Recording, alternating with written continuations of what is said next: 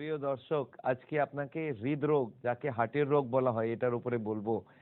এই অসুখটা এখন বাংলাদেশের সবথেকে বড় অসুখ। আপনি দেখবেন প্রতিটা বাড়ির মধ্যে একটা দুটো হার্টের পেশেন্ট পাওয়া যাচ্ছে। এই হৃদরোগের কি আসল ট্রিটমেন্ট হওয়া উচিত, কিভাবে হৃদরোগ হয়, কি করলে হৃদরোগটাকে আমরা সারাতে পারি, এটা আমরা সাওল হার্ট প্রোগ্রামে শেখাই। আজকে আপনাকে আমি ওয়েলকাম করি সাওল হার্ট প্রোগ্রামে, যেখানে হার্টের সম্বন্ধে যাবতীয় বক্তব্য আপনাকে বোঝাবো, আর কিভাবে হার্টের অসুখটাকে বিনা কেটে, বিনা রিং লাগিয়ে, বিনা অপারেশন করে ঠিক করা যেতে পারে, এটা আজকে আপনাকে বোঝানো হবে। এক এক করে আপনি দেখতে পাবেন পুরো ব্যাপারটা আপনার কাছে খুলে যাচ্ছে, আর খুব ভালো সরলভাবে আপনি বুঝতে পারবেন হার্টের রোগটা হয় কি। দেখা যাক, একটু করে ড্র করে আমি বলি হার্টের অসুখটা কি করে হয়। দেখুন, এটা কে? এটা আমি আর আপনি। হার্টটা কোথায়? হার্টটা হলো এইখানে। হার্টের সাইজ কত বড়? হার্টের সাইজ হলো 300 গ্রাম, আপেলের মতো সাইজ। এই হার্টের কাজটা কি? পাম্প করা। পাম্প করবে কি? পাম্প করবে ব্লাডকে। কোথায়? পুরো শরীরে ব্লাডটা পাম্প করবে। হার্ট যখনও পাম্প করে পুরো শরীরে ব্লাডটা পৌঁছে যায়। আচ্ছা, হার্ট কতবার পাম্প করে? হার্ট 1 মিনিটে 72 বার পাম্প করে। আর 1 ঘন্টাতে কত? 72 ইন্টু 60, 4300 বার। আর 24 ঘন্টাতে 4300 ইন্টু 24, 1,00,000 বার। মনে রাখবেন, আপনাদের সবার হার্ট নেক্সট 24 আওয়ার্সের মধ্যে 1,00,000 বার পাম্প করবে। আচ্ছা, তার মধ্যে একটা ব্রেক দেওয়া যেতে পারে 2 মিনিটের? না, ব্রেক দিলে পেশেন্ট ইমিডিয়েট মারা যাবে। মনে রাখবেন, হার্ট যতদিন আপনি বেঁচে থাকতে চান প্রতিদিন 1,00,000 বার পাম্প করবে। দেখা যাক হার্ট কিভাবে পুরো বডিকে ব্লাডটা সাপ্লাই করে, রক্তটাকে সাপ্লাই করে। হার্টটাকে একটু বড় করে দেখাই আপনাকে। এই হলো হার্ট। আর এই হার্টটা যখন পাম্প করে, এখান থেকে একটা টিউব বেরিয়ে যায়, এখান থেকে একটা টিউব বেরোয়। আর এই টিউবটা 1 ইঞ্চ মোটা। 1 ইঞ্চ মোটা, আপনি বুঝতে পারেন? মোটামুটি এত মোটা একটা টিউব বেরোবে হার্ট থেকে।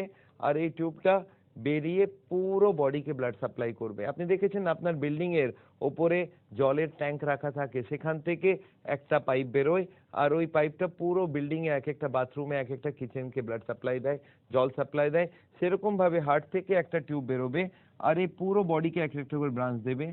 দেখুন, প্রথম রাইট হ্যান্ডকে দিল, তারপরে ব্রেনকে দিল, তারপরে লেফট হ্যান্ডকে দিল। এই টিউবটা ঘুরে গেল, ঘুরে হার্টের পেছনে ঢুকলো, পেছন থেকে চেস্টকে সাপ্লাই করে পেটে এলো।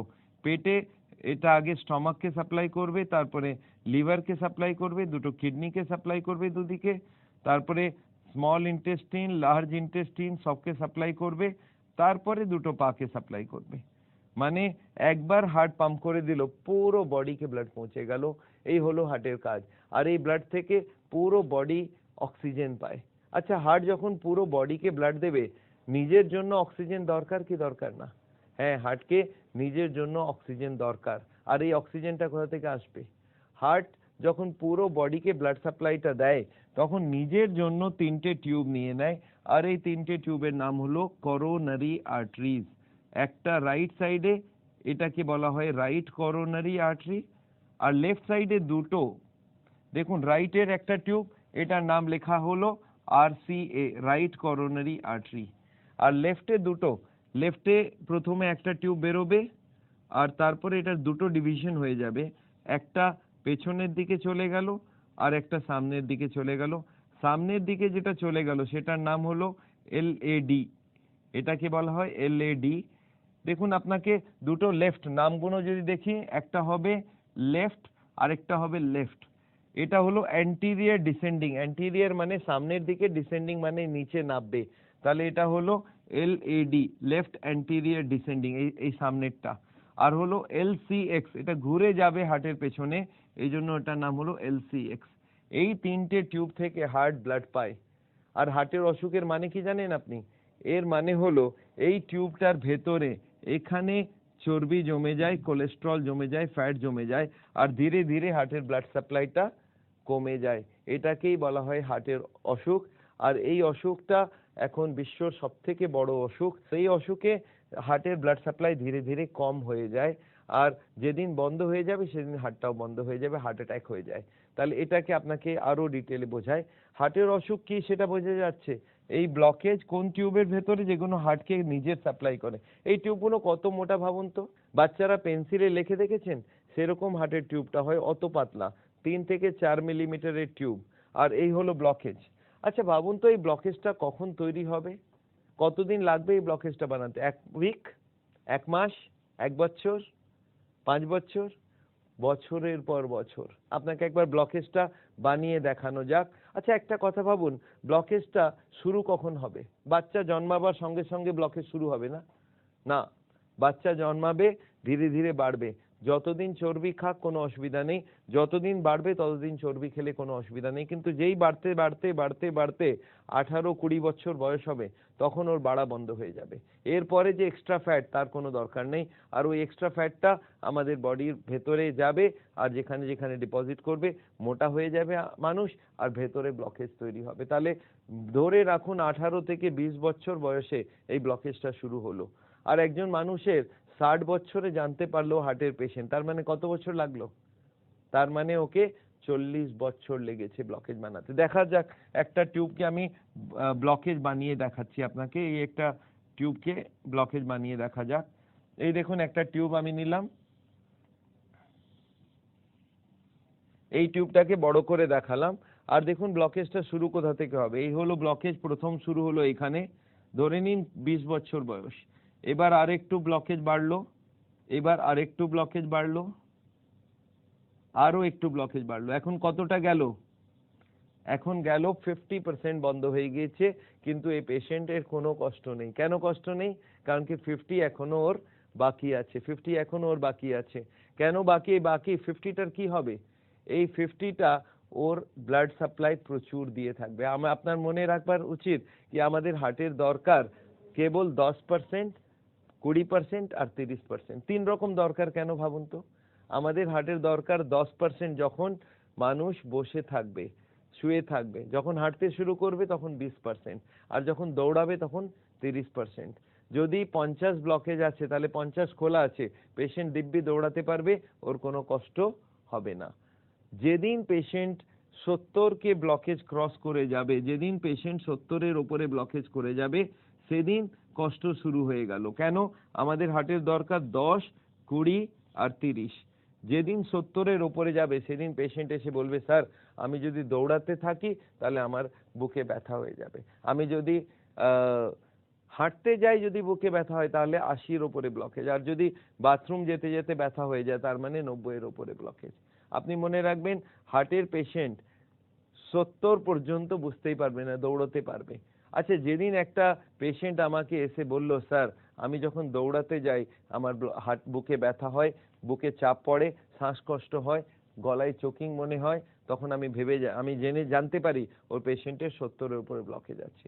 আর যেদিন বলে হাঁটতে গিয়ে সেম কথা, সেম কষ্ট, এই কষ্টটাকে আমাদের ভাষায় বলা হয় অ্যানজাইনা।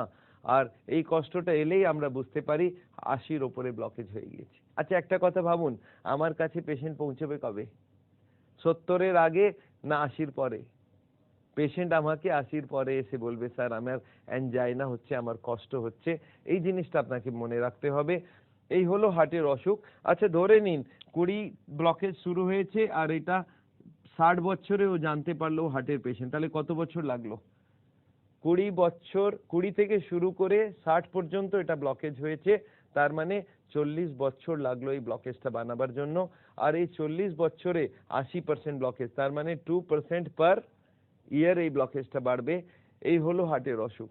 আচ্ছা একটা কথা ভাবুন, এই হার্টের অসুখ কতক্ষণে আপনি বুঝতে পারলেন? তার মানে হার্টের অসুখের মানে হলো কি হার্টের নিজের ব্লাড সাপ্লাইয়ের ভেতরে ব্লকেজ হয়ে যাচ্ছে, ধীরে ধীরে হার্টের ব্লাড সাপ্লাইটা কম হয়ে যাচ্ছে, এটা হলো হার্টের অসুখ। এখন এইটাকে বুঝতে কতক্ষণ লাগলো? 5 মিনিট লাগলো আপনার। কিন্তু যদি কোনো হার্টের হাসপাতালে হার্টের ডাক্তারকে গিয়ে কেউ পেশেন্ট বলে, স্যার আমি হাঁটতে গেলে বুকে ব্যথা, ওনারা এত ডিটেইলে ভালো করে বুঝিয়ে দেবেন না, না, ওনারা বলবেন আপনাকে করোনারি আর্টারি ডিজিজ হয়েছে। আচ্ছা করোনারি আর্টারি ডিজিজ বলে দিলে পেশেন্ট বুঝতে পারবে না? পেশেন্ট কিছুই বুঝতে পারবে না। আচ্ছা করণীয় কি? পেশেন্ট কি করতে পারে? ও স্মাইল করে বলতে পারে, স্যার আপনার কি মনে হয় পেশেন্ট নর্মাল লোকেরা করিয়ে নেবে? এটা কেউ করাবে না। আমি ভাবছিলাম আল্লাহ এরকম কোনো টেস্ট হোক যেখানে আমাদের তার ঢোকাতে হয় না, বিনা তার ঢুকিয়ে যদি ব্লকেজ ধরা পড়তে পারে। আর লাকিলি ফর ইউ একটা টেস্ট এসে গেছে, এটার নাম হলো সিটি অ্যাঞ্জিওগ্রাফি। এই টেস্টটা লাস্ট 5-6 বছরে ওয়ার্ল্ড ভরে খুব পপুলার হচ্ছে, যেখানে কিচ্ছু করতে হবে না। আপনি যান, একটা টেবিলের উপরে শুয়ে যান, টেবিলটা ভেতরে যাবে মেশিনের ওপর ভেতরে। আপনি শুনেছেন কখনো ব্রেনের সিটি স্ক্যান করায়? সেভাবে হার্টের সিটি স্ক্যান করা হয়। সেখানে আপনাকে শুইয়ে দিয়ে একটা ইঞ্জেকশন দেওয়া হবে, একটা এক্সরে নেওয়া হবে, আর উইদিন 2 মিনিটস আপনি জানতে পারবেন আপনার ব্লকেজ কত আছে। আর এই পরীক্ষাটা কোনো কাটা ছেঁড়া বিনা পরীক্ষা, আর এর কস্টটাও খুব কম। এটা যদি আপনি দেখেন নর্মাল অ্যাঞ্জিওগ্রাফি থেকে অনেক অল্প দামে এই টেস্টটা করা যেতে পারে। তাহলে এই টেস্টটা আপনি নিশ্চয়ই করিয়ে নিতে পারেন। আমি কেউ আমার কাছে আসে, স্যার আমি আমার ব্লকেজ জানতে চাই, আমি বললাম আপনি নর্মাল অ্যাঞ্জিওগ্রাফি না করিয়ে আপনি সিটি অ্যাঞ্জিওগ্রাফি করান। আর এই সিটি অ্যাঞ্জিওগ্রাফিটা একটা প্রবলেম হয়ে গেছে, কি বলুন তো? এর দাম কম, লোকে করাতে চায়, লোকে চায় এইরকম টেস্ট হোক, কিন্তু প্রবলেমটা কোথায়? প্রবলেম হলো আমাদের কার্ডিওলজিস্টরা যারা তার ঢুকিয়ে অ্যাঞ্জিওগ্রাফি করে তাদেরকে এই টেস্টটা পছন্দ হয় না। তাদেরকে গিয়ে জিজ্ঞাসা করবেন স্যার ওই বিনা তারের টেস্টটা কেমন, বলে ভালো না। আপনি বললেন স্যার ভালো না কেন? ওরা অ্যাডমিট করবে না, ওরা তার ঢোকাবে না, কোনো রিস্ক নেই, কমপ্লিকেশন নেই, তাহলে ভালো না আর কি মানে হলো? তখন ওরা বলেন ওটা অ্যাকিউরেট নেই। কিন্তু আপনি যদি ওনাদেরকে জিজ্ঞাসা করেন স্যার তাহলে ওই তার দিয়ে যে অ্যাঞ্জিওগ্রাফি করবেন সেটা অ্যাকিউরেট তো? হ্যাঁ ওটা খুব অ্যাকিউরেট। কিন্তু আপনাকে একটা কথা বলি, যে তার দিয়ে অ্যাঞ্জিওগ্রাফি করে দেখবেন ওটাতেও ব্লকেজ 70, 80, 90 লেখা থাকে। আচ্ছা 70, 80, 90 রাউন্ড রাউন্ড নাই কি? যদি ব্লকেজ অ্যাকিউরেটলি দেখতো তাহলে ওরা লিখতো 71.5, 73.9। যদি ব্লকেজ 70, 80, 90 থাকে তার মানে এটা কি?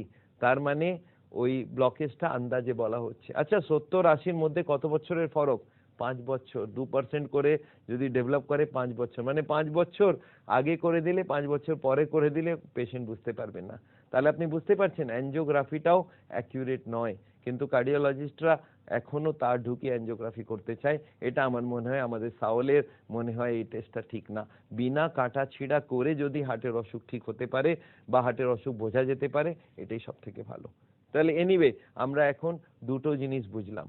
একটা বোঝা গেল কি হার্টের অসুখটা কি, এই ব্লকেজটা কি করে কি হয়, আর সেকেন্ড আমরা বুঝতে পারলাম কি টেস্ট করালে এই ব্লকেজটা ধরা যেতে পারে।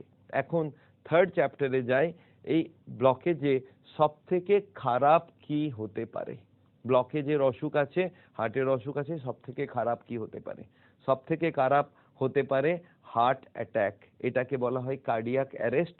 এটাকে আমাদের মেডিকেল ভাষায় বলে করোনারি থ্রম্বোসিস বা অ্যাকিউট মায়োকার্ডিয়াল ইনফাকশন। এনিওয়ে ওই টার্মে যাবেন না, ভেবে রাখুন এটা হার্ট অ্যাটাক। হার্ট অ্যাটাক মানেটা কি একটু ভেবে দেখুন তো। হার্ট অ্যাটাকের লোকের পেশেন্টের কষ্ট কি হয়?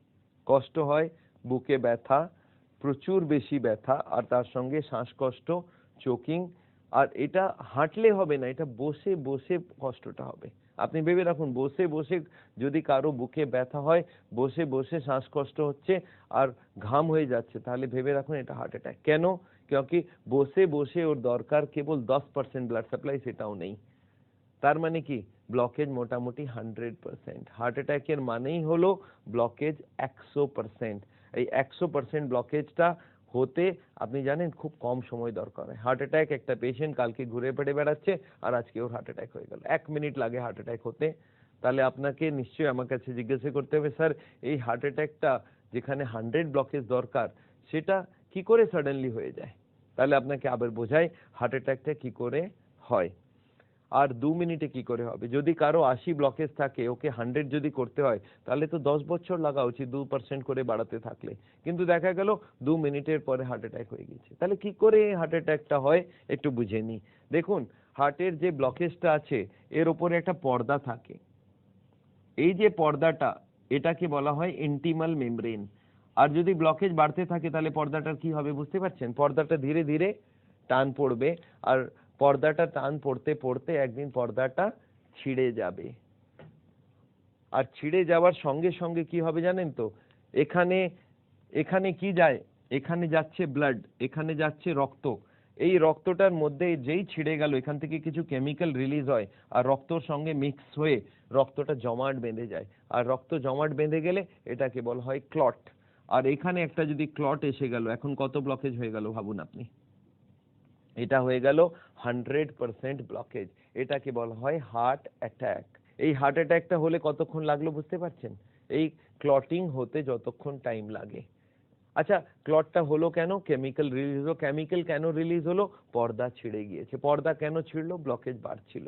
মানে হার্টের পেশেন্ট যদি ব্লকেজকে বাড়াতেই থাকে, এক না একদিন পর্দাটা ছিঁড়বে, হার্ট অ্যাটাক হবে। তাহলে আপনি ভেবে দেখুন কি করা উচিত যাতে হার্ট অ্যাটাক না হয়। একজন আমাকে জিজ্ঞাসা করলো, স্যার কি করা উচিত? আমি আপনাকে জিজ্ঞাসা করছি, আপনি বলুন আমাকে। বললো কি? আমি বললাম একটা নোটের তোড়া আছে, তাতে রাবার ব্যান্ড লাগানো আছে, আমি নোট ঢুকিয়ে যাচ্ছি, তাহলে রাবার ব্যান্ডটার কি হবে? বলে ছিঁড়ে যাবে। আমি বললাম এখন আমাকে বলুন কি করলে রাবার ব্যান্ড না ছেড়ে? বলে স্যার তাহলে এখন কি আপনি নোট ঢুকিয়ে যাচ্ছেন? মানে ঢুকিয়ে যাচ্ছি, রাবার ব্যান্ড ছিঁড়তে পারে। বলে স্যার এখনো ছেড়েনি। আমরা না এখনো ছেড়েনি। তাহলে স্যার এখন নোট ঢোকানো বন্ধ করে দিন। তার মানে কি? ব্লকেজ যদি বাড়ানো বন্ধ করে দেন তাহলে পর্দাটা ছিঁড়বে না, হার্ট অ্যাটাক হবে না। আর ওই পেশেন্ট আরেকটা কথা বলে, স্যার আরো ভালো হয় যদি কিছু নোট বার করে নিন, যদি কিছু এখান থেকে চর্বি বার করে নেওয়া হয় তাহলে রাবার ব্যান্ডটা ঢিলে হয়ে যাবে আর কখনো হার্ট অ্যাটাক হবে না। তাহলে আপনি বুঝতে পারছেন হার্ট অ্যাটাকটাকে রোকবার জন্য সব থেকে ভালো উপায় কি? কি ব্লকেজ বাড়ানো বন্ধ করো আর ব্লকেজটাকে কম করা শুরু করে দিন, তাহলে হার্ট অ্যাটাক কখনো হবে না। এটাকে আমরা বলি প্রিভেনশন অফ হার্ট ডিজিজ। যদি ব্লকেজকে বন্ধ করে দিলেন বাড়ানো, আর রিভার্সাল মানে ব্লকেজটাকে কম করা যেতে পারে। তার মানে হার্টের পেশেন্ট যদি ব্লকেজকে বাড়ায় না আর কম করতে থাকে, রিভার্স করতে থাকে, তাহলে ওর হার্ট অ্যাটাকের চান্স একদম শেষ হয়ে যাবে। আর এটাই আমি হার্টের পেশেন্ট, আমাদের দর্শকদের যাদের হার্টের পেশেন্ট আছেন তাদেরকে বলবার জন্য আমি এই ক্লাসটা করছি, কিভাবে পেশেন্ট হার্টের অ্যাটাকে চলে যায় আর কি করলে হার্ট অ্যাটাকটা কখনো হবে না। এনিওয়ে, তাহলে আপনি এখন তিনটে জিনিস বুঝতে পারলেন, হার্টের অসুখ কি, হার্টের অসুখের কি কি টেস্ট করা যেতে পারে, আর হার্ট অ্যাটাক ব্যাপারটা কি, হার্ট অ্যাটাকটা কি করে হয়, আর কি করে হার্ট অ্যাটাকটাকে রোকা যেতে পারে। এখন আসা যাক ফোর্থ চ্যাপ্টারে। স্যার কি করা উচিত যাতে ব্লকেজ না বাড়ে আর ব্লকেজ রিভার্স হয়? এর জন্য আমার মনে আছে একবার আমি জিজ্ঞাসা করলাম একটা মানুষকে, খুবই বুদ্ধিমান লোক, ওকে আমি জিজ্ঞাসা করলাম স্যার কি করা উচিত যাতে ব্লকেজ বেড়ে না যায়, ব্লকেজ কমে যায়? উনি আমাকে একটা সিম্পল কোশ্চেন জিজ্ঞাসা করলেন, স্যার এই যে কালো কালো আপনি ড্র করেছেন যেটা ব্লকেজ, এই ব্লকেজটা কি মেটেরিয়াল দিয়ে তৈরি? আমি বললাম তাহলে কি করবেন? বলে এই মেটেরিয়ালের সাপ্লাই বডিতে বন্ধ করে দেব। আপনি বুঝতে পারছেন কত সিম্পল জিনিস। এই যে ব্লকেজ যেটা আছে কি দিয়ে তৈরি হয় এই ব্লকেজটা, আর যদি আমরা এটা জানতে পারি এই ব্লকেজটা কি দিয়ে তৈরি আছে, ওই দুটোর সাপ্লাই যদি বন্ধ করে দিই তাহলে ব্লকেজ কখনো হবে না আর ব্লকেজ বাড়বে না। তাহলে এই কি জিনিস জমে সেটা আপনাকে বোঝাতে চাই। দুটো জিনিস জমে, একটার নাম হলো কোলেস্টেরল আর একটা নাম হলো ট্রাইগ্লিসারাইডস। আপনি শুনে থাকবেন দুটো নাম। কোলেস্টেরলটা তো খুবই কমন নাম, প্রতিটা মানুষ শুনেছে, কোলেস্টেরল জমে যায় হার্টের ভেতরে। তাহলে এই দুটো জিনিসের নাম এখন মনে রাখতে হবে, একটার নাম হলো কোলেস্টেরল আর একটার নাম হলো ট্রাইগ্লিসারাইডস। ট্রাইগ্লিসারাইডস এই দুটো আইটেম যদি আপনার রক্তর ভেতরে বেশি থাকে তাহলে ওটা ব্লকেজ তৈরি করবে। তাহলে হার্টের পেশেন্টের প্রথম কি করা উচিত? এই দুটোকে বোঝা উচিত। আপনার রান্নাঘরের মধ্যে এই দুটো জিনিস যদি থাকে আর এটা যদি আপনি খান তাহলে ব্লকেজ বাড়তে থাকবে, আর ব্লকেজ যদি বাড়ে একদিন হার্ট অ্যাটাক হবে। তাহলে এখন এই দুটোকে বোঝা যাক, কোলেস্টেরল কি আছে, ট্রাইগ্লিসারাইড কি আছে। তাহলে শুরু করি। এখন এই ট্রাইগ্লিসারাইড ব্যাপারটা কি? ট্রাইগ্লিসারাইড আপনাদের সবার রান্নার ঘরের মধ্যে থাকবে, আর এটার বাড়ির নাম, এটা যেটা বাসার নাম, সেটার নাম হলো তেল। কোন তেল? যত রকম তেল আছে, চাহে সয়াবিন তেল হোক, চাহে মাস্টার্ড অয়েল হোক, চাহে কার্নোলা অয়েল হোক, চাহে সূর্যমুখী তেল হোক, চাহে জাইতুং তেল হোক, বা তিলের তেল হোক, বা গ্রাউন্ডনাট চিনে বাদামের তেল হোক, যে কোনো তেল, আর আজকাল রাইস ব্রান অয়েল, এই যত রকম তেল বাজারে আছে সবগুলোর একটাই নাম, সেটা হলো ট্রাইগ্লিসারাইডস। এই ট্রাইগ্লিসারাইড, এই তেলটাকে কোথাও জমতে দেখেছেন আপনি? কোথায় দেখেছেন ভাবুন। আপনি কিচেনের ভেতরে ঢুকে যান, রান্নাঘরে যেখানে গ্যাসের চুলাটা রাখা আছে, পুরো দিন খাবার তৈরি হবার পরে ওই চুল্লাটার পাশের দেওয়ালে হাত লাগাবেন, দেখবেন হাতে চিপচিপ করছে। এটা আবার চিপচিপ কি করছে? এটা তেল জমে গিয়েছে ওখানে। আর আপনি দেখবেন মহিলারা সাবানের জল করে সন্ধ্যেবেলা ওই দেওয়ালটাকে পরিষ্কার রাখেন। একজন ভদ্রমহিলাকে আমি বললাম আপনি 1 মাস পর্যন্ত সাফ করবেন না, দেখা গেল লেয়ার বাই লেয়ার তেল জমে যাচ্ছে। আর এই লেয়ার বাই লেয়ার তেল আপনি এক্সস্ট ফ্যানে পাবেন, আপনি চিমনির ভেতরে পাবেন। আর এই সেম তেলটা হার্টের ভেতরে যদি জমে যায়, আপনি বুঝতে পারছেন কি হবে? তাহলে ওনার ভেতরে এই ব্লকেজ জমে যাবে। তাহলে হার্টের পেশেন্টদেরকে আমি কি বোঝাবো? হার্টের পেশেন্টের স্ত্রীকে কি বোঝাতে হবে? কি কোনো খাবারে তেল দেবেন না, কোনো তেল দেবেন না। মনে রাখবেন প্রতিটা তেলের মধ্যে খুব একটা বড় ডিফারেন্স নেই। আপনি দেখেছেন জলের বোতল পাওয়া যায়, একটাতে লেখা থাকে মাম, একটাতে লেখা থাকে স্পা, একটাতে আরো কিছু বিসলেরি। আপনি মনে রাখবেন ওর ভেতরে একই জিনিস আছে, সেটা হলো H2O, কিন্তু নামগুলো ডিফারেন্ট, কোম্পানি ওয়াইজ নামের ডিফারেন্স আছে। মনে রাখবেন প্রতিটা তেলের মধ্যে জিনিস একই, সেটা হলো ট্রাইগ্লিসারাইডস। আর এই ট্রাইগ্লিসারাইডটা যদি রক্তের ভেতরে থাকে, খাবার ভেতরে থাকে, ব্লকেজ বাড়বে। তাহলে আমি কি চাই হার্টের পেশেন্ট থেকে? কি বিনা তেলের রান্না শুরু করে দিন। এখন বিনা তেলের রান্না বলতেই লোকে ঘাবড়িয়ে যায়, স্যার তেল ছাড়া কি করে হবে? আচ্ছা একটা কথা বলুন, তেল কেন কেন তেল দেওয়া হয় খাবারে? লোকে বলে টেস্ট। আমি বললাম তাহলে একটা কাজ করুন, একটা চামচ তেল নিন আর মুখে দিয়ে বলুন কত টেস্ট আছে। সঙ্গে সঙ্গে বলে ওর তো কোনো টেস্ট নেই। আমি বললাম টেস্টই নেই তাহলে তেল দিচ্ছেন কেন রে বাবা? স্যার সেটা তো বুঝতে পারছেন না। না তেলের টেস্ট হয় মশলাতে ভাজবার পরে। আমি বললাম না, মশলার টেস্ট আছে, তেলের টেস্ট নেই। আপনাকে আমি সবজি দিচ্ছি আর তেল দিচ্ছি, আপনি সবজি বানিয়ে দেখান তো। পারবেন না। যদি আপনি তেল দিয়ে সবজিটাকে বানান তাহলে কি করতে হয়?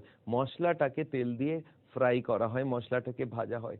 আর আমি ভাবতে লাগলাম কোনো এমন কিছু থাকে যেটা হার্টের অসুবিধা করবে না, কিন্তু মশলাটাকে ভাজতে ইউজ করা যেতে পারে, এমন কি লিকুইড হতে পারে ভাবতে পারেন? আর সাডেনলি আমি রিয়েলাইজ করলাম সব থেকে ভালো যে জিনিসটা আমাদের কাছে আছে সেটা হলো পানি। যদি মশলাটাকে পানি দিয়ে ভেজে নেওয়া যাক তাহলে আমাদের কোনো অসুবিধা হবে না। তার মানে মশলাটাকে যদি মশলার টেস্ট আপনি মনে রাখবেন, নুনের টেস্ট, মরচের টেস্ট, হলুদ আর জিরে আর ধনে আর পেঁয়াজ আর টমেটো আর আদা আর রসুন, এই সব মশলাগুলো, এই মশলাপাতির টেস্ট আছে, তেলের কোনো টেস্ট নেই। এই মশলাটাকে ভাজবার জন্য আমাদের মাথাতে ঢোকানো হয়েছে তেল দিয়ে ভাজতে হবে। এই ব্যাপারটা আপনি বাদ দিন, তেল দিয়ে ভাজতে হবে না, মশলা সব থাকবে, সেটাকে পানি দিয়ে ভাজতে হবে। আর এই পানি দিয়ে ভাজে কি করে, তার জন্য আমরা ক্লাস করি। আমি হার্টের পেশেন্টের স্ত্রীদেরকে এটা শেখাই কিভাবে পানি দিয়ে মশলাটাকে ভাজা যেতে পারে। আমি ওদেরকে জিজ্ঞাসা করি আপনি তেল চান না টেস্ট চান? স্যার টেস্ট চাই। আমরা টেস্ট তো মশলা থেকে আসবে আর ওটাকে ভেজে নেবার পরে টেস্ট আসবে, কিন্তু পানি দিয়ে ভাজতে হবে। লোকে বলে পানি মানে পানি দিয়ে কোনো তেল ইউজ করবেন না। আমি দেখলাম তাহলে পানির নাম বদলে দেওয়া যাক, আমি ওটাকে বলি সাওল অয়েল। আমাদের সাওলের নাম থেকে সাওল অয়েল, তার মানে এখন থেকে এই অয়েলটা আপনাকে বাড়িতে ফ্রি সাপ্লাই দিয়ে দিলাম। এখন জিরো অয়েল মানে হলো পানি দিয়ে মশলাটাকে ভাজা, তার মানে সাওল অয়েলে ভাজা। আপনি যেরকম ভাবে নিতে পারেন, কিন্তু মনে রাখবেন আমরা এরকম হাজারে হাজারে ডিশ তৈরি করেছি, খুব ভালো রেসিপিস তৈরি করেছি যেটা বিনা তেলে রান্না হবে, টেস্ট সেম টু সেম থাকবে। কেবল দিমাগটা একটু চেঞ্জ করতে হবে, কি মশলাটাকে ভাজতে হবে বিনা তেলে। আমি এরকম দেখেছি অনেক মহিলারা এই মাথাটা ইউজ করে ওই মাথার সেটিংটাকে চেঞ্জ করতে চায় না। আমি দেখেছি একজন হার্টের পেশেন্টকে আমি বুঝিয়ে দিলাম কি আপনি ট্রাইগ্লিসারাইড খাবেন না, উনি গিয়ে নিজের স্ত্রীকে বলেছেন কি কাল থেকে খাবারে কোনো তেল দিও না। আচ্ছা স্ত্রী মেনে যাবে না? না মানবে না। না কি করে হবে? না আমি তেল চাই না। তখন উনি কি বলেন, আমি এতটুকু দেবো, অর্ধেক করে দিল। তারপরে হাজবেন্ড আবার বলেছে না, না মানে না। আচ্ছা এতটুকু দেবো। আবার হাজবেন্ড বলে না মানে একদম না, একটা ড্রপও দিবে না। বলে এতটুকু দিব, টাচ করে দিব। কেন এরকম করছেন? আর এরপরে যদি হাজবেন্ড বলে তুমি আমাকে মারতে চাও, তাহলে উনি বলেন না না না এরকম কথা বলবে না, আচ্ছা ঠিক আছে আমি কাল থেকে বিনা তেলে তৈরি করব। এখন কি করে জানেন তো, তেলটাকে সরিয়ে দিল আর মশলাটাকেও সরিয়ে দিল। এখন থাকলোটা কি? বয়েল করা সবজি। বলে বয়েল করা সবজি খাও। আরে টেস্ট কোথা থেকে আসবে রে বাবা? মশলাটা বাদ দিলেন কেন? বলে না তেল ছাড়া মশলা ভাজা যায় না। এটা কে বলেছে? আল্লাহ বলেছে? না, তিনি কেউ বলেননি। মশলাটাকে ভাজবার যে কোনো পদ্ধতি আপনি ইউজ করুন, কিন্তু তেল দিয়ে হবে না। তাহলে আমরা এখন কি শেখাচ্ছি? মশলাটাকে ভাজুন কি দিয়ে? বিনা তেলে পানি দিয়ে ভাজতে হবে। আপনাকে আরেকটা কথা আপনাকে ভালো করে বুঝিয়ে দিই, এই তেলটা আমাদের বডিতে যতটা দরকার আল্লাহ প্রকৃতি অলরেডি প্রতিটা খাবারের ভেতরে এই তেলটা ঢুকিয়ে রেখেছেন। আপনি জানেন রুটির মধ্যে 1% তেল আছে, ভাতে 1% তেল আছে, ডালে 5% তেল আছে, প্রতিটা সবজি প্রতিটা ফ্রুটের মধ্যে কিছু কিছু তেল আছে আমাদের জন্য প্রচুর। এর থেকে বেশি তেলের দরকার আমাদের বডিতে নেই। তার মানে তেল দেওয়া বন্ধ। আর 2 নম্বর আইটেমের নাম হলো কোলেস্টেরল। এটা আবার কোন খাবারে পাওয়া যায়? কোলেস্টেরল একটাই খাবারে ওয়ার্ল্ডে পাওয়া যায়, সেটা হলো অ্যানিমাল ফুড। অ্যানিমাল মানে কি? জানোয়ার থেকে তৈরি যে কোনো খাবার, তার মধ্যে কোলেস্ট্রল থাকবে। আরেকটা জিনিস আপনি জিন্দগি ভরের জন্য মনে রাখবেন, কোনো প্লান্ট ফুডের মধ্যে কোলেস্ট্রল থাকে না। প্লান্ট ফুড মানে কি? যত রকম সবজি, যত রকম ফল, যত রকম শস্য, আনাজ, যেমন রুটি, ভাত, এগুলোতে কোনোটাতে কোলেস্ট্রল নাই। কেন কোলেস্ট্রল নাই? ওটা প্লান্ট থেকে তৈরি। যদি অ্যানিমাল থেকে তৈরি হয় তবে ওতে কোলেস্ট্রল থাকবে। আচ্ছা, অ্যানিমাল ফুড কি কি আছে ভাবুন। অ্যানিমাল ফুডে আছে যত রকম মাংস, যত রকম মাছ, ডিম আর দুধ। এই 4টা জিনিস আমাদের ব্লকেজ বানাতে মদত করে, কারণ কি ওটা animal food, full of cholesterol. তাহলে আমি হার্টের পেশেন্টদেরকে কি রিকোয়েস্ট করব? আমি বলবো আপনি অ্যানিমাল ফুড বাদ দিন। তার মানে মাংস বাদ দিন, চিকেন বাদ দিন, মাছ বাদ দিন আর ডিম বাদ দিন। লোকে বলে স্যার তাহলে বাঁচবো কি করে? আমরা এটা মাইন্ডসেট। অনেক গরিব আছে যারা হয়তো মাছ মাংস কিনতে পারে না, তারাও বেঁচে থাকে। আর অনেকজন আছে এরকম, বিধবারা অনেক কিছু আছে যারা, অনেকজন এরকম আছে যারা কখনো মাছ মাংস খায় না। আমাদের ইন্ডিয়াতে হাফ অফ দ্য পপুলেশন মাছ মাংস খায় না। তারা কি খুব দুঃখী নাকি? এটা মাইন্ডসেট। আমাদের সবার মাইন্ডে একটা বসে যায়, এটা হলে খুশি। যার আলুর সবজি পছন্দ সে আলু ছাড়া দুঃখী হয়ে যাবে, যার পটলের সবজি পছন্দ সে পটল বিনা দুঃখী হয়ে যাবে। সবার মাথাতে একটা ঢুকে যায়, এরকম হলে খুশি হব, না হলে খুশি হব না, এরকম কিছু হয় না।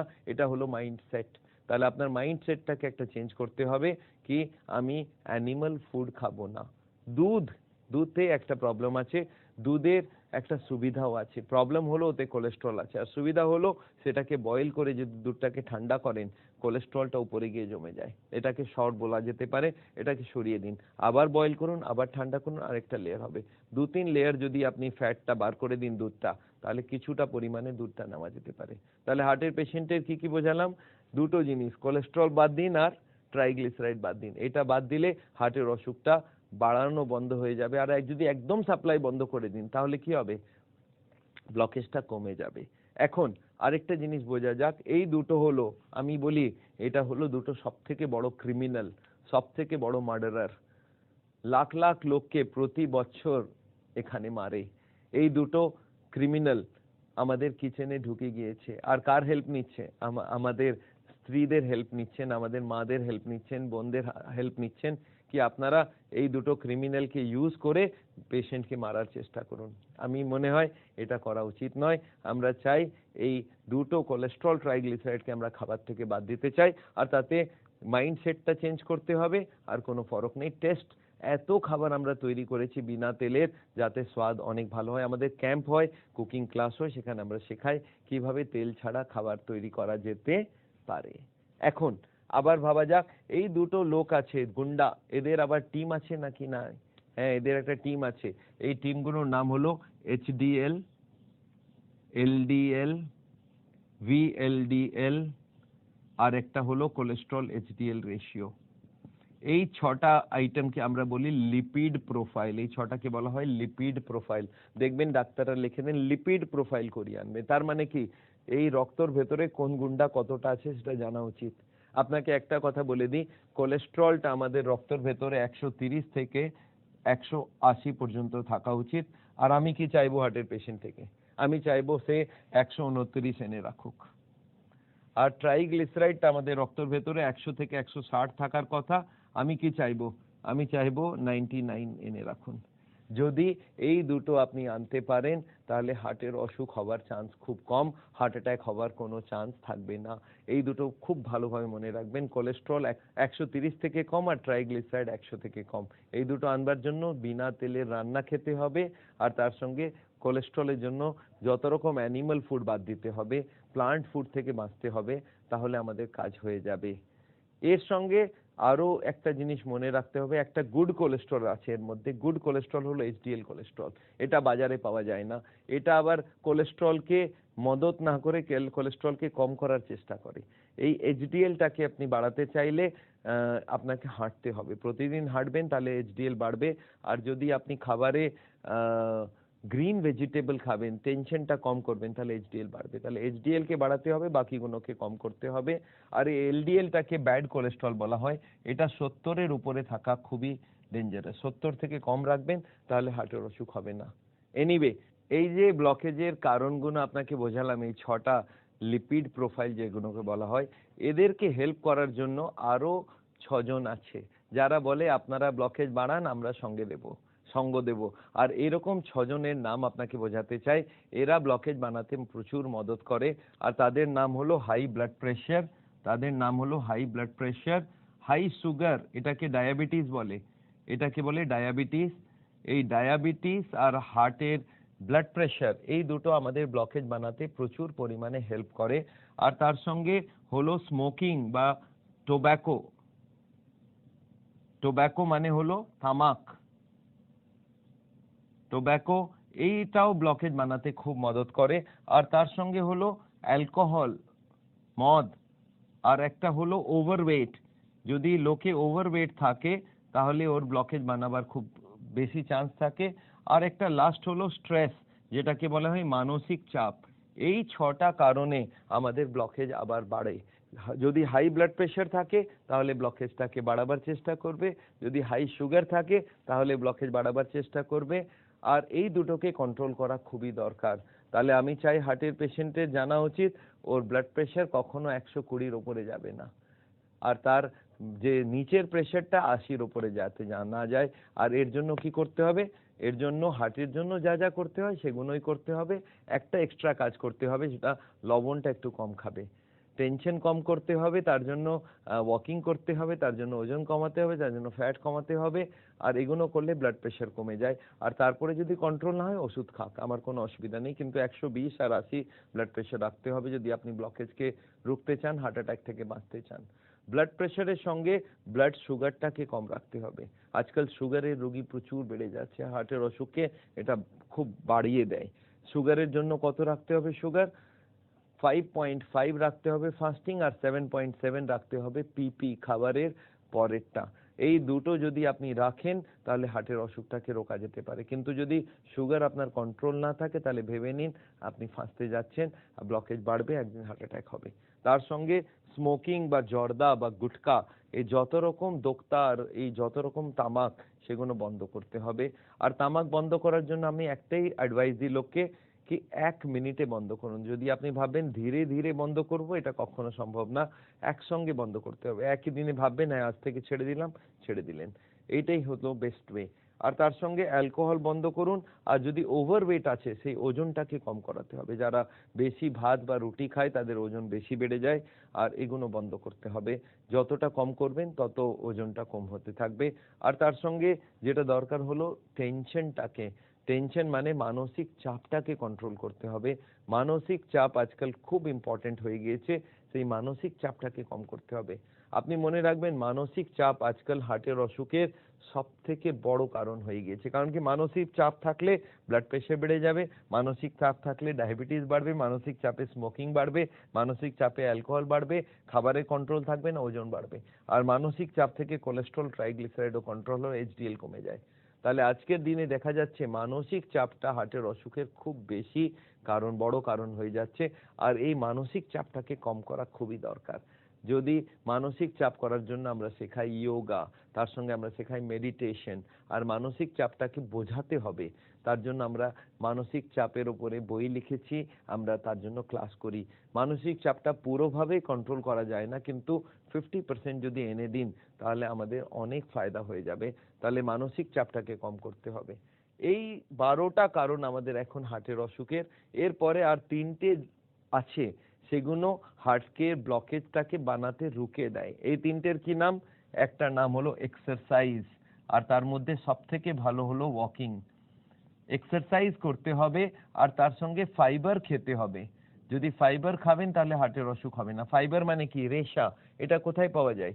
ফাইবার পাওয়া যায় ফলে আর সবজিতে। আর তার সঙ্গে হলো অ্যান্টি অক্সিডেন্ট বাড়াতে হবে আপনাকে। অ্যান্টি অক্সিডেন্ট মানে কি? 3টে ভিটামিন থাকে, ভিটামিন এ আর ভিটামিন সি আর ভিটামিন ই। এই 3টে ভিটামিন যদি আপনি খাবারে বেশি করে খাবেন তাহলে ব্লকেজ হবে না। তাহলে মনে রাখবেন, আমাদের এক্সারসাইজে আমি চাই 35 মিনিট সবাই হাঁটুক। আর যদি 35 মিনিট হার্টের পেশেন্টরা প্রতিদিন হাঁটে, কিছুটা যোগা করে, তার সঙ্গে বেশি করে ফল আর সবজি খায়, তাহলে অ্যান্টিঅক্সিডেন্টও পাবে, ফাইবারও পাবে। তাহলে হার্টের অসুখটাকে আমরা রুখতে পারবো। আর তার সঙ্গে যদি ব্লাড সাপ্লাই পুরোটার বন্ধ করে দিন, কোলেস্ট্রল, ট্রাইগ্লিসারাইড, তাহলে আমাদের সাপ্লাই পুরো বন্ধ বাইরে থেকে। এখন ব্লকেজ আর বাড়বে না। বডির যত কোলেস্ট্রল ফ্যাটের দরকার সেটা ভেতর থেকে টানবে, আর তাহলে ব্লকেজটা ধীরে ধীরে কম হবে। আর কম হওয়াটাকে আমরা বলি রিভার্স।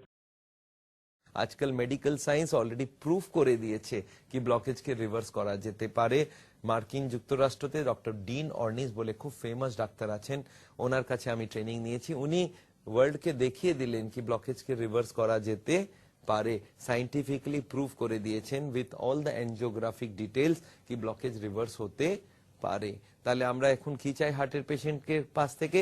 এই নলেজ গুলো আপনি জানুন, আর কিভাবে এই নলেজটাকে আপনি যদি ইউজ করেন তাহলে ব্লকেজ হবে না, ব্লকেজটাকে রিভার্স করা যেতে পারে। আপনার কি মনে হয় এই ব্যাপারগুলো হার্টের পেশেন্টের বোঝা উচিত কিনা? কারা বলবে? আমাদের কার্ডিওলজিস্টরা বলবেন? আমি দেখেছি তাদের কাছে টাইম নেই, আর তারা চায়ও না। কিন্তু তারা চায় কি আপনার কাছ থেকে? হার্টের পেশেন্ট থেকে তারা কি চায়? তারা চায় দুটো জিনিস, একটার নাম হলো বাইপাস সার্জারি আর একটার নাম হলো রিং পরানো, যেটাকে বলা হয় অ্যাঞ্জিওপ্লাস্টি। এই দুটো কি সেটা একটা বুঝে নি। ওরা বলছে আপনারা ব্লকেজ বাড়ান, আমাদের কোনো অবজেকশন নেই, কিন্তু আমাদের কাছে এলে আমরা অপারেশন করব। তার মানে হার্টের অসুখের যে আসল ট্রিটমেন্ট সেটা ওরা করতেই চাইছে না। তারা যাচ্ছে ট্রিটমেন্ট এরকম হোক যাতে ওনাদের অপারেশন বেশি হোক, আর এই অপারেশনটা এত বেশি দামি কি ওনাদের অনেক প্রফিট হতে পারে। এই জন্য হার্টের পেশেন্টদেরকে ওনারা অপারেশনের দিকে নিয়ে যেতে চান, যেখানে ওর আসল কারণটা সরানো যেতে পারে আর এটাতে পেশেন্ট বেঁচে যাবে, সেটা ওরা করতে চায় না। ওরা চায় অপারেশন করানো। এই অপারেশন কি সেটা একটু বোঝাতে চাই। এই বাইপাস সার্জারি মানেটা কি যদি সিম্পল ভাবে বোঝাই, এটা একটা ব্লকেজ আছে, একটা টিউব আছে, এখানে এটা ব্লকেজ আছে। বাইপাস সার্জন কাছে যদি চলে যান, ওরা বলে না আপনার এই বাইপাস সার্জারি করতে হবে, একটা পা থেকে বা হাত থেকে টিউব কাটবো আর ওই টিউবটাকে এখানে আমি বসিয়ে দেব অপারেশন করে। এটা হলো বাইপাস সার্জারি। তার মানে এটা কি হলো? তার মানে এখন ব্লাড এখান থেকে না হয়ে এদিক হয়ে যাবে। এটা হলো এটা খুব ছোট সার্জারি না, কি মনে হয়? খুব বড় সার্জারি। পুরো চেস্টকে মধ্যখান থেকে কাটতে হবে। কি দিয়ে কাটবে? করাত দিয়ে। আপনি কখনো দেখেছেন একটা গোল করাত থাকে? আপনি কখনো বাড়িতে টাইলস চেঞ্জ করিয়েছেন? কখনো এই মার্বেল বগেরে লাগিয়েছেন? দেখবেন ওখানে একটা করাত থাকে গোল, ওখানে এটা লাগিয়ে করে কাটা হলো। এরপর এটাকে খোলা হবে, এখানে জ্যাক নিয়ে খোলা হলো, এখন হার্টটা চলছে, ওটাকে বন্ধ করতে হবে। 3-4 বটল ব্লাড দিয়ে পুরো বডিকে চালাতে হবে একটা মেশিন থেকে। আর সেই সময় পা থেকে বা হাত থেকে বা বুক থেকে একটা টিউব কেটে হার্টে জোড়া হবে। এটা কোনো ছোট অপারেশন নাই। কত লোক মারা যায়, কত কমপ্লিকেশনে চলে যায়। আমি চাই এই অপারেশনটা যাতে লোকে অ্যাভয়েড করে। আর সব থেকে খারাপ কি জানেন তো? এই অপারেশনের পরে যে নতুন টিউবটা লাগানো হলো, এটা আর 40 বছর যাবে না, এটা খুব কম সময়ে বন্ধ হয়ে যায়। এটা ইউজুয়ালি দেখা যায় 1 বছর থেকে 10 বছর, অ্যাভারেজ 5 বছরের মধ্যে এই টিউবটা আবার ফেরত ব্লক করে ফেলে। তার মানে কার্ডিওলজিস্ট বলছেন কোনো অসুবিধা নেই, এখন আপনি আরেকটা অপারেশন করান, আবার আরেকবার প্রফিট আসবে। তার মানে কি আপনি ব্লকেজ বাড়িয়ে যান আর আমরা অপারেশন করে যাব, এটা কোনো ভালো কথা নাই। আমি চাই হার্টের পেশেন্ট অপারেশন করাবে না। আরেকটা হলো অ্যাঞ্জিওপ্লাস্টি। সেটা আবার কি সেটাও একটু বুঝিয়ে দিই। এই যে রিং পরানোর ব্যাপারটা কি, এই একটা ব্লকেজ আছে ধরে নিন, এই টিউবে এই ব্লকেজ আছে, এই ব্লকেজটার মধ্যেখানে একটা ওরা অ্যাঞ্জিওগ্রাফির সময় একটা তার ঢোকান, ওই তারটাকে ওখানে রেখেন, ওরা বাইরে আসেন কি দেখুন আপনি যদি 2 লক্ষ 3 লক্ষ টাকা আরো দেবেন আমি একটা রিং পরিয়ে দেবো। ওটার মানে এটা কি, এই ব্লকেজটার ভেতর থেকে তারটাকে বার করা হবে, পেছন থেকে ধাক্কা দিয়ে বার করা। এখানে একটা বেলুন রাখা থাকে, বেলুন মানে আপনি বুঝতে পারবেন, এইখানে একটা বেলুন রাখা থাকে। আর এই ব্লকেজটাকে যদি এই বেলুনের ভেতরে যদি জল ঢুকিয়ে দেন তাহলে কি হবে, ব্লকেজটা এখান থেকে বেরিয়ে এই সাইডে চলে যাবে। এখন বেলুনটাকে জলটা বার করে তারটাকে বার করে নিল, আর এটা হলো বেলুনিং। কিন্তু এই বেলুনিং করার পরে আপনি বুঝতে পারছেন যে বেলুনটা বেরিয়ে যাবে, আবার ব্লকেজটা ফেরত আসবে। তখন ওনারা কি করেন, এই ব্লকেজের ভেতরে একটা রিং বসিয়ে দেন। এখানে এটা স্প্রিং, একটা রিং আপনি দেখবেন ডট পেনের উপরে ভেতরে এরকম একটা রিং থাকে, এই রিংটাকে এখানে সেট করে দেওয়া হয়, আর এই রিংটা এখন ব্লকেজটাকে ফেরত আসতে দেবে না। এই যে রিংটার দাম কত হতে পারে আপনি ভাবতে পারেন? একটা ডট পেন 2 টাকা 5 টাকাতে পাওয়া যায়, এই রিং এর দাম কত হবে? এটার দাম রাখা হয় 2 লক্ষ টাকা, 2 লক্ষ, 1,80,000 টাকা। ওরা আবার অপশন দেয়, আপনি যদি 50,000 খরচা করতে চান তাহলে দেশি দেবো, যদি 2 লক্ষ টাকা দিবেন বিদেশি দেবো, এখানকার দেবো, ওখানকার দেবো। কিন্তু আপনি একবার কল্পনা করুন ওই রিংটার দাম কত হওয়া উচিত। একটা পেন যদি 3-4 টাকাতে পাওয়া যায়, স্টেনলেস স্টিল থেকে তৈরি, এই একটা রিং এর দাম 1.5 লক্ষ টাকা রাখা হয়। প্রবলেমটা আরো একটা বড়, যেই রিংটা দেখানো হলো আর রিং এর ভেতরে আবার ব্লকেজ শুরু হয়ে যায়। যদি আপনি কোলেস্ট্রল কন্ট্রোল না করেন, ট্রাইগ্লিসারাইড কন্ট্রোল না করেন, 6 মাস 1 বছরের মধ্যে এই রিংটা বন্ধ হয়ে যাবে। এনারা প্রতিবার রিংগুলোকে বদলে দিন। প্রথমে অর্ডিনারি স্টেন্ট ছিল, তারপর ওটাকে চেঞ্জ করে ওনারা বললেন এটাকে মেডিকেটেড স্টেন্ট, ওটা আবার ফেল করলো। এখন বায়োডিগ্রেডেবল স্টেন্ট, কিন্তু ওটাও ফেল করবে আমি জানি। কারণ কি, আসল ব্লকেজিং প্রসেসটাকে আপনি যদি না রোকেন তাহলে ব্লকেজ তো বাড়তেই থাকবে, একদিন হার্ট অ্যাটাক হবে। এই এনজিওপ্লাস্টি করে আমার কাছে পেশেন্টরা আসে যারা 10টা এনজিওপ্লাস্টি করেছে, 10 বার রিং পড়িয়েছে, 12 বার রিং পড়িয়েছে। বাইপাস সার্জারি করে লোকে আসে, আবার ব্লকেজ করেছে। সব থেকে খারাপ কি জানেন তো, বাইপাস বা এনজিওপ্লাস্টির পরেও ওনারা বোঝান না কি করে ব্লকেজটাকে রোকা যেতে পারে। আমার মনে হয় যদি লাইফস্টাইলই বদলতে হয়, যদি খাবারই বদলতে হয়, যদি এক্সারসাইজ করতে হয়, তাহলে এই রিং পরাবার আগেই করা উচিত, বাইপাসের আগে করা উচিত। আর আনফরচুনেটলি যারা বাইপাস এনজিওপ্লাস্টি করে ফেলেছে তাদেরকে আমরা বলি এখন আবার শুরু করুন, নাহলে আগে গিয়ে হার্ট অ্যাটাক হবে, আগে গিয়ে আবার রিং পরাতে হবে। কতবার রিং পরাবেন? আমার মনে হয় প্রতিটা হার্টের পেশেন্টের এই নলেজটা থাকা উচিত। এখন আমাকে লোকে বলে, স্যার তাহলে আমি যদি এইসব করি তাহলে কি ব্লকেজ আর বাড়বে না? না, ব্লকেজ বাড়বেও না, আর ব্লকেজটা ধীরে ধীরে কম হয়ে যাবে। স্যার কত স্পিডে কম হবে? আমি যদি কখনো কখনো এদিক ওদিক রুল ভেঙে দিই তাহলে ব্লকেজ অত তাড়াতাড়ি কম হবে না, রুকে থাকলেও হার্ট অ্যাটাকের চান্স কমে যাবে। স্যার ওষুধ কি দিতে পারেন? আমি আপনাকে এটাও বোঝাতে চাই, হার্টের পেশেন্টদেরকে আমরা ওষুধ দিয়ে আরাম করিয়ে দিতে পারি। এই ওষুধের নাম আপনি জানেন কিরকম? এই একটা টিউব আছে, এই টিউবটাকে এখানে ব্লক করা হলো। এখন দেখা যাক ওষুধ কি দেওয়া যেতে পারে। একটা হার্টের পেশেন্টদের আমরা ওষুধ দিই, এটাকে বলে নাইট্রেট। ওটাতে কি হলো, ওষুধটা দেওয়ার সঙ্গে সঙ্গে টিউবটা চওড়া হয়ে গেল। চওড়া হয়ে গেলে কি হলো, ব্লকেজ তো সেম থাকলো, ব্লাড যাওয়ার রাস্তাটা ডবল হয়ে গেল। এই যে ডবল হয়ে গেল, এতে কি হবে, পেশেন্টের কষ্টটা হবে না। আপনি শুনেছেন একটা স্প্রে থাকে হার্টের পেশেন্ট দেওয়া হয়, এখানে জিভের তলায় দিলে সঙ্গে সঙ্গে ব্যথাটা কমে যায়। এটা কি? এটা ওই ওষুধ যেটাকে বলা হয় নাইট্রেট গ্রুপ। এটা দিলেই টিউবটা একটু চড়া হয়ে গেল, পেশেন্ট কষ্ট পায় না। এই ওষুধটা প্রতিদিন খেতে থাকলে পেশেন্টের কষ্ট হবে না। কিন্তু আমি হার্টের পেশেন্টকে ওষুধ দিতে তৈরি আছি। এর সঙ্গে একটা ব্লাড পাতলা করার ওষুধ দেওয়া হয়, এটার সঙ্গে হার্টকে স্লো করার ওষুধ দেওয়া হয়, এর সঙ্গে কোলেস্ট্রল কম করার ওষুধ দেওয়া যেতে পারে, ট্রাইগ্লিসারাইড কম করার ওষুধ দিতে পারি। আমি হার্টের পেশেন্টদেরকে বলি আমি ওষুধ দিতে রেডি আছি, নো প্রবলেমস। আমি ইন্ডিয়াতে এতজনকে আমি ওষুধ দিয়ে রেখেছি। আমাদের যে সাউল সেন্টার আছে তাদের ডাক্তাররা আছেন, তাতে কার্ডিওলজিস্ট আছেন, ওনারা ওষুধ দেবেন, আমাদের দিক থেকে ওষুধ দেওয়া হবে। কিন্তু ওষুধের সঙ্গে সঙ্গে আমরা চাই তারা পেশেন্টরা নিজের লাইফস্টাইলটাকে বদলে দিক। আর লাইফস্টাইল যদি বদলে দেয় তাহলে অপারেশন করার কোনো দরকার নেই, আর আমাদের ট্রিটমেন্টে এমনিতেই ঠিক হয়ে যাবে পেশেন্ট, আর ওর হার্ট অ্যাটাক হবার চান্স একদম শেষ। তাহলে ওষুধ, বাইপাস, এনজিওপ্লাস্টি, এই 3টে ট্রিটমেন্ট নিয়ে আজকাল মেডিকেল সিস্টেম চলছে। মেনলি হাসপাতাল চালায় বাইপাস, এনজিওপ্লাস্টি। আমি চাই ওষুধ নিন, তার সঙ্গে লাইফস্টাইল বদলান, আর হার্টের অসুখটা হবে না। হার্টের অসুখটাকে কম করা যেতে পারে। যদি আপনি হার্টের অসুখটাকে কম করে দিন তাহলে কোনো কষ্ট হবে না।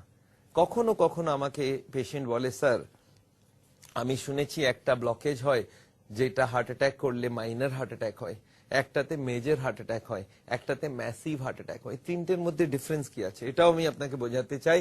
ধরে নিন এই একটা টিউব আছে, ব্লকেজ যদি এইখানে হয় আর হার্ট অ্যাটাকটা হয়ে যায় তাহলে এটাকে বলবো মাইনর হার্ট অ্যাটাক, কারণ কি এতটা এরিয়া মারা পড়বে।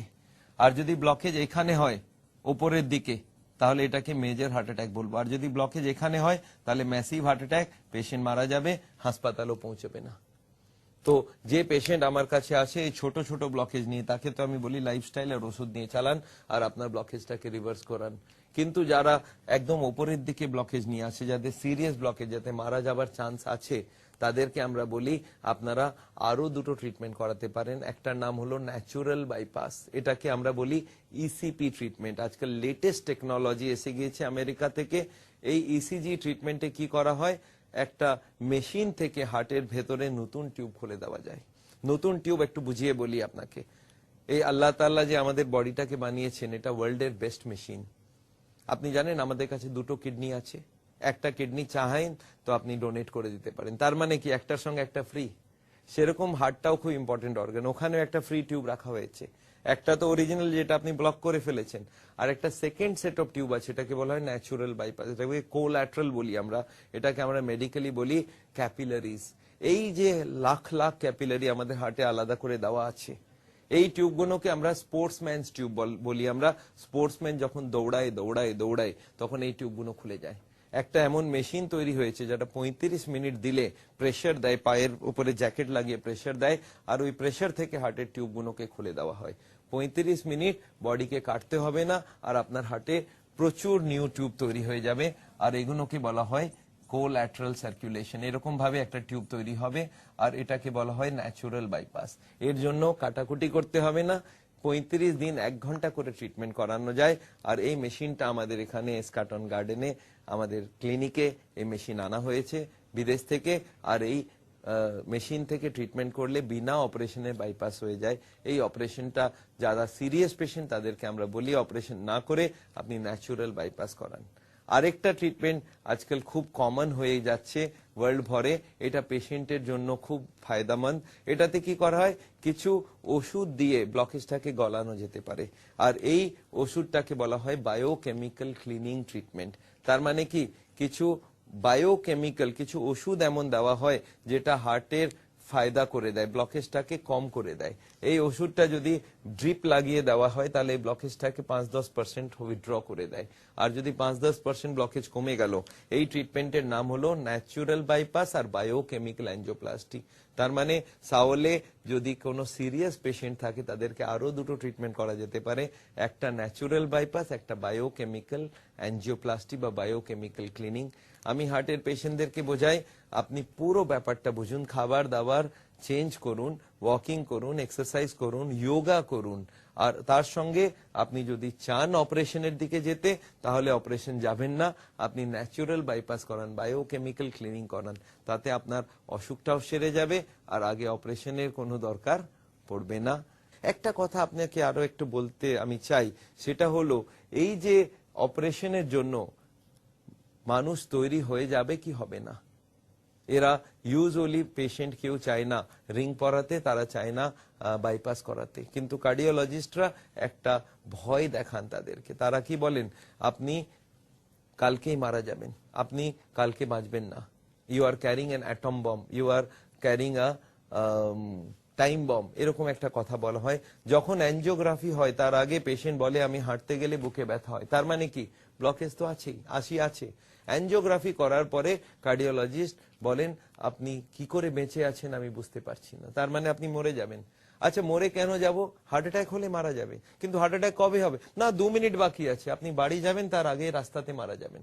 এরকম একটা ভয় দেখানো হয়, আর এই ভয়টা জন্য লোকে বাইপাস করায়, অ্যাঞ্জিওপ্লাস্টি করায়। আজকাল ধীরে ধীরে এই যে কার্ডিওলজিস্টের মুখোশটা খুলে যাচ্ছে, লোকে জানে কি যেই অ্যাঞ্জিওগ্রাফি হবে ওরা বলবেন আপনি মারা যাবেন, এক্ষুনি অপারেশন করতে হবে। যদি পেশেন্ট কখনো না মানে তাহলে পেশেন্টের রিলেটিভদেরকে, তাদের যে পরিবারের লোক তাদেরকে ভয় দেখানো হয়, দেখো ও বাড়ি পৌঁছবে না, ভেরি ক্রিটিক্যাল, আপনি বলুন অপারেশন করতে হবেই হবে, এখন 2 মিনিট বাকি আছে, আপনি রিং পরাতেই হবে। আর এই ভয়ের জন্য ওর পেশেন্টরা অপারেশন করে দেয়। আচ্ছা পেশেন্ট বোঝে না এই হার্টের অসুখটা কি, তারা জানে না হার্ট অ্যাটাক কি করে হবে, কখন হবে, কি করলে হার্ট অ্যাটাক হবে না। কার্ডিওলজিস্ট এই ব্যাপারটা কিছুতেই বুঝতে দিতে চায় না, তারা চান কি ইমিডিয়েট অপারেশন হয়ে যাক। আর যেই অ্যাঞ্জিওগ্রাফি হয়ে গেল পেশেন্টকে ওরা ছাড়তে চায় না, ওরা ওখানেই বলেন কি আপনি আর বাঁচবেন না, 1 মিনিট বাকি আছে, 2 মিনিট বাকি আছে। আমার এক পেশেন্ট সে বললো স্যার আমার মনে আছে ইন্ডিয়াতে একটা ইনসিডেন্ট হলো, ওকে এরকম বলা হয়েছিল, ও বললো স্যার আমার কাছে টাকা পয়সা নেই। তখন ওরা বললেন ঠিক আছে আপনি বাড়ি চলে যান। তারপরে আবার জিজ্ঞাসা করলো কতদিনে টাকা জোগাড় হবে, বলে 2 মাস। বলে ঠিক আছে 2 মাস পরে হার্ট অ্যাটাক হবে। তার মানে বুঝতে পারছেন হার্ট অ্যাটাকটাকে ওনারা ভয় দেখিয়ে করেন, যদি টাকা পয়সা নেই তাহলে হার্ট অ্যাটাকের কোনো চান্স থাকবে না, এরকম একটা বানানো হয়েছে। আমি জানি এই পুরো ব্যাপারটা গড়িয়ে গিয়েছে কমার্শিয়াল প্রসেসে। আর পুরো হাসপাতালের আমি কখনো কখনো কার্ডিওলজিস্টকে জিজ্ঞাসা করি কি আপনি এরকম ভয় কেন দেখাচ্ছেন, এরকম ভয় দেখিয়ে পেশেন্টকে আপনি বাধ্য করছেন অপারেশন করাবার জন্য। ওরা বলে স্যার আমি যদি না করি আমার হাসপাতাল আমাকে তাড়িয়ে দেবে। ওরা বলেছে টার্গেট দিয়েছে কি আগের মাসে আপনি 20টা অপারেশন করেছেন, এই মাসে 25টা করতে হবে। আমার তো যত পেশেন্ট আছে সবার অপারেশন করা দরকার, না হলে আমি ফেঁসে যাব। হার্টের সার্জনরা এরকম করে। আর রিং পরানো ডাক্তারকে বলা হয় কি আপনি যদি অপারেশন বেশি না করেন, বেশি রিং না পড়ান, তাহলে আপনাকে বার করে অন্য ডাক্তার আনবো। তাহলে ওরাও লেগে আছে। আমার মনে হয় আজ দরকার এটা কি কার্ডিওলজিস্টরা হার্টের অসুখের আসল কারণটা পেশেন্টদেরকে বলুন। আর পেশেন্টরা যদি এই ব্যাপারটা পুরো ভালোভাবে জানতে পারে তাহলে ওরা নিশ্চয়ই চেষ্টা করবে কি বিনা তেলে রান্না খাবে, তারা নিশ্চয়ই অ্যানিমাল ফুড বাদ দেবে, তারা নিশ্চয়ই দুধটাকে সর তুলে খাবে, তারা নিশ্চয়ই ফল ফুল খাবে, এক্সারসাইজ করবে, যোগা করবে, ওয়াকিং করবে। আর এগুলো যদি করে তাহলে হার্টের অসুখ হবেও না, আর যাদের হয়ে গেছে তাদের রিভার্স করা যেতে পারে। আমার মনে হয় আপনি পুরো ব্যাপারটাকে বুঝতে পেরেছেন। আর হার্টের অসুখে কি করা উচিত পুরো ব্যাপারটা আপনার কাছে পুরো ক্লিয়ার হয়ে গিয়েছে। আমি চাই আপনারা সুস্থ থাকুন, আপনারা এভাবে চলুন যাতে সাওলের জীবন যাপন করুন, আপনারা এভাবে চলুন যাতে ব্লকেজটাকে বাড়তে না দিন, ব্লকেজটাকে রিভার্স করুন। আর এই জিনিসটা যদি আপনি ফলো করেন কখনো হার্ট অ্যাটাক হবে না, রিং পরাতে হবে না, বাইপাস সার্জারি করতে হবে না। আমি চাই আপনারা সুস্থ থাকুন।